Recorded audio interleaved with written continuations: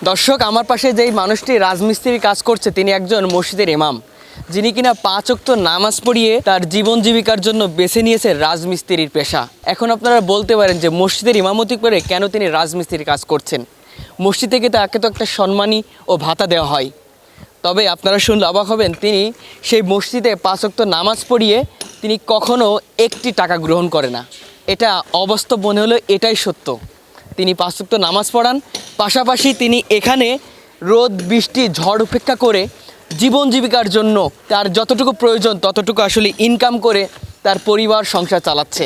এইটা কেন তিনি করছেন সেটা আজকে জানবো। আসসালামু আলাইকুম ইমাম সাহেব, কেমন আছেন? আছি আলহামদুলিল্লাহ, ভালো। আমরা একটা সূত্র থেকে জানতে পেরেছি আপনি নাকি একটা মসজিদের ইমাম, পাশাপাশি আপনি সেই মসজিদ থেকে কোনো অর্থ, কোনো সম্মানী বা কোনো চান্দা সেখান থেকে নেন না। সেই কারণে আপনি এখানে নির্মাণ শ্রমিকের কাজ করছেন। এক কথায় আমরা বাংলায় বলি রাজমিস্ত্রির কাজ। এটা কতটুকু সত্য? জি, এটা 100% সত্য। আমি যখন এই মহাসত্য জানতে পারলাম যে আল্লাহ তাআলা ধর্মের বিনিময় নেওয়ার জন্য নিষেধ করেছেন, কোরআনের অজস্র আয়াতের মধ্যে রয়েছে, এবং যারা বিনিময় নেয় তাদেরকে অনুসরণ করতেও আল্লাহ তাআলা নিষেধ করেছেন। যেমন সূরা ইয়াসিনের 21 নম্বর আয়াতে বলেছেন, ইত্তাবিউ মা লা ইয়াসআলুকুম আজরান ওয়া হুম মুহতাদুন, এবং সূরা বাকারার 174-75 নম্বর আয়াতে আল্লাহ তাআলা বলেছেন, যারা আমার নাজিলকৃত বিধানকে গোপন করে এবং তুচ্ছ মূল্য গ্রহণ করে তাদের জন্য অনেকগুলি শাস্তির ঘোষণা করা হয়েছে। তারা অপবিত্র, তারা আগুনখোর, তারা জাহান্নামী, এভাবে আল্লাহ তাআলা ভর্ৎসনা করেছে আর কি। তো আমি চিন্তা করছি যে আমি মাদ্রাসায় পড়াশোনা করছি, এই মহাসত্য জানার পরে আমি আর ধর্মের কোনো বিনিময় নেই না। এই শহীদি জামে মসজিদ একদম উন্মুক্ত ওপেন মসজিদ, কোনো দরজা নেই। আমরা এখানে মসজিদে খেদমত করি, 5 ওয়াক্ত সালাত আদায় করি এবং মক্তবের পরিচালনা করে থাকি। কিন্তু কাজের ফাঁকে মসজিদের এই 5 ওয়াক্তর পরে আমি রিজিকার জন্য এই কাজটা করি। আচ্ছা, ওখান থেকে কোনো ভাতাকে আপনাকে দেওয়া হয়নি নাকি আপনি নেননি? না, এখান থেকে কোনো ভাতা বা কোনো কিছু আমি নেই না। এই মসজিদে কোনো বেতন দেওয়া হয় না এবং নেই না। তারপরেও আমাকে খাবারের জন্য বলছিল যে মসজিদ পক্ষ থেকে খাবারের ব্যবস্থা করবো কিনা। আমি বলছি না, সেটাও করা লাগবে না, আমি নিজে জীবিকা অর্জন করে আমি খেতে পারবো। একজন ডাক্তার, তিনি ডাক্তারি শিখছে এবং একটা পর্যায়ে তিনি ইনকাম করছে, এটা তার অধিকার বা এটা তার আসলে জীবিকা। আপনিও সারা জীবন এই কোরআন হাদিস পড়েছেন, মানুষকে ইসলামের দাওয়াত দিয়েছেন এবং 5 ওয়াক্ত আমাদের নামাজ পড়াচ্ছেন। তবে এটা তো আপনার একটা পেশা, তবে আপনি কেন অর্থ গ্রহণ করছেন? প্রতিটা হুজুরই আমরা দেখি কিন্তু একটা সম্মানে একটা ভাতা নেয়, কেউ প্রকাশ্য বলে, কেউ প্রকাশ্য বলে না, তবে একটা সম্মানই তারা গ্রহণ করে। আপনি সেক্ষেত্রে কেন করলেন না? আপনার কি আসলে পরিবার থেকে অনেক কিছু আছে নাকি আসলে ইচ্ছাকৃতভাবে? কি কারণে একটু আমাদেরকে খোলাসা করবেন। আসলে আমার পরিবারের কোনো আর্থিক সচ্ছলতা বা এরকম জমিদারের ঘরের নয়। আমিও একজন এরকম খেটে খাওয়া সাধারণ ঘরের সন্তান, কিন্তু আমি আল্লাহ নিষেধ করছে এই জন্য আমি নেই না। এখন অনেকেই নিতে পারে, যেটা আল্লাহ নিষেধ করেছে সেটা তো নিষেধই, সবার জন্য নিষেধ, কেউ এটাকে বৈধ করতে পারবে না।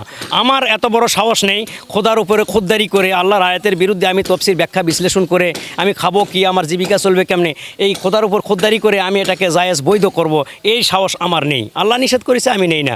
অনেকে নিতে পারে কিন্তু সেটা অবৈধই, সেটা কখনো বৈধ হবে না।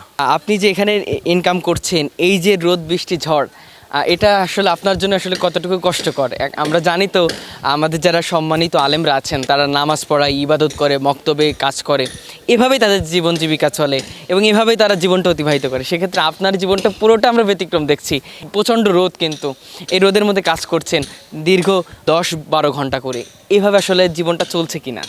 জি আলহামদুলিল্লাহ, আমার জীবন জীবিকা চলছে। আমার একটা আত্মপ্রত্যয় তৈরি হয়েছে যে আমি নিজে পরিশ্রম করে আমি ইনকাম করে খাই, আমার আত্মপ্রত্যয় তৈরি হয়েছে। আসলে নামাজ পড়া, এটা নামাজ ইমামতি করা, মক্তবের শিক্ষকতা করা, মাদ্রাসায় শিক্ষকতা করা, দিন শিক্ষা দেওয়া, এটা কোনো পেশা নয়, এটা হচ্ছে এবাদত। এবাদতকে আপনারা পেশা হিসেবে দেখতেছেন কেন? আপনাদেরও মাইন্ড চেঞ্জ করতে হবে। এটা হচ্ছে এবাদত, এবাদত কোনো পেশা নয়, এটা চাকরি নয়, এটা হচ্ছে এবাদত আল্লাহর জন্য। হাজার হাজার মুসল্লি তারা সময় দেয়, নামাজ পড়ে, তারা তো বেতন নেয় না। লক্ষ লক্ষ কোটি কোটি জনতা তারা ওয়াজ মাহফিল শোনে, ঘন্টার পর ঘন্টা সময় দেয়, তারা তো বেতন নেয় না। তো যারা আসে বক্তা এবং যারা ইমামতি চাকরি করে তারা বেতন নেয়। আসলে এটা তো পেশা নয়, হচ্ছে এবাদত। আমি এবাদত হিসেবে নামাজের ইমামতি করি আর পেশা হিসেবে আমি কর্ম করি। আচ্ছা, এই যে 5 ওয়াক্ত নামাজ পড়াচ্ছেন আবার এখানে ইনকাম করছেন, আসলে এই জন্য কি নামাজ পড়াতে সমস্যা হচ্ছে কিনা আপনার? জি না, কোনো সমস্যা হয় না। হয়তো বা 2-1 ওয়াক্ত সমস্যা হয়। আমার এই মসজিদে আরও অনেক এরকম নিঃস্বার্থবাদী মানবতার কল্যাণে আরও কয়েকজন আলেম ওলামা আছে, তারা সহযোগিতা করে। আমি কাজে থাকলে তারা হেল্প করে, ওরা কাজে থাকলে আমি হেল্প করি। এভাবে আমাদের এই শহীদি জামে মসজিদে আমরা পরিচালনা করি, আমাদের কোনো সমস্যা হয় না। কিছুক্ষণ পরে আজান দিবে, জোহরের আজান দিবে, সেটা আসলে কিভাবে পড়াবেন একটু আমাদেরকে বলবেন? সেটা আসলে আমি এখন নামাজের আজানের 10 মিনিট আগে চলে যাব, যে আজান দিয়ে ফ্রেশ হয়ে নামাজ কায়েম করলাম, জামাতের সাথে নামাজ কায়েম করে আবারও আমি খাওয়া দাওয়া করে আবার কাজের সময় লাঞ্চের যে 1 ঘন্টার সময়, এই 1 ঘন্টার মধ্যে আজান, নামাজ, আধা ঘন্টা বিশ্রাম সব কিছু হয়। আসলে বলি আমরা সময় পাই না, আসলে অনেক সময়, 1 ঘন্টার সময় লাঞ্চের টাইম অনেক সময়। এরই মধ্যে নামাজ পড়তে লাগে 10 মিনিট, আজান দিতে লাগে 5 মিনিট, আর মাঝখানে বিরতি ওখানে 20 মিনিট। তাহলে আধা ঘন্টার ভিতরে নামাজ আর এই আজান শেষ। এর পরবর্তীতে আপনি খাওয়া দাওয়া করেও আরও 10 মিনিট সময় রেস্টের জন্য থাকে। আর সব মিলে আপনি এখন কেমন আছেন আপনার পরিবারটা নিয়ে? পরিবার নিয়ে আলহামদুলিল্লাহ আমি অনেক ভালো আছি এখন সব মিলিয়ে। তো আমি অনেক আত্মপ্রত্যয় এবং অনেক সাহসিকতার সাথে আমি বলতে চাই যে আমাদের যারা আরও আলেম ওলামা আছে, যারা এই আল্লাহর নির্দেশকে মান্য করে তারা হালাল পথে রুজি রোজগার করে খাবে, তাদেরকে আমি বলতে চাই যে আপনারা আসেন, আপনারা কর্ম করেন এবং আল্লাহ তাআলার এই নিষেধকে পরিহার করে আপনারা কর্ম করেন, দেখবেন আপনিও ইনশাল্লাহ ওনারাও সফল হবে। দর্শক, আমরা আজকে এমন একজনের কথা আপনার কাছে তুলে ধরছিলাম, তিনি একজন পেশায় ইমাম, পাশাপাশি রাজমিস্ত্রি কাজ করে তিনি তার সংসার চালাচ্ছে। এটা শুনে আমাদের প্রথমত অবিশ্বাস মনে হয়েছে, তবু আসলে বিশ্বাস করেছি বর্তমান এখানে এসে তার মুখের কথা শুনে। তিনি আসলেই মসজিদের ইমাম এবং তিনি এই নোয়াখালীর সোনাইমুড়ির চাষিরাটি ইউনিয়নের পোরকরা গ্রামের শহীদি জামি মসজিদের একজন ইমাম। তিনি 5 ওয়াক্ত নামাজ পড়াচ্ছেন, পাশাপাশি এখানে কাজ করছেন। এভাবেই তিনি সমন্বয় করে তার ইবাদতটাও তিনি পালন করছে, পাশাপাশি তার জীবন জীবিকাও তিনি নির্ভর করছে। দর্শক, আজকে চেষ্টা করেছি সেই একজন সৈনিক ইমামের কথা আপনাদের কাছে তুলে ধরার জন্য।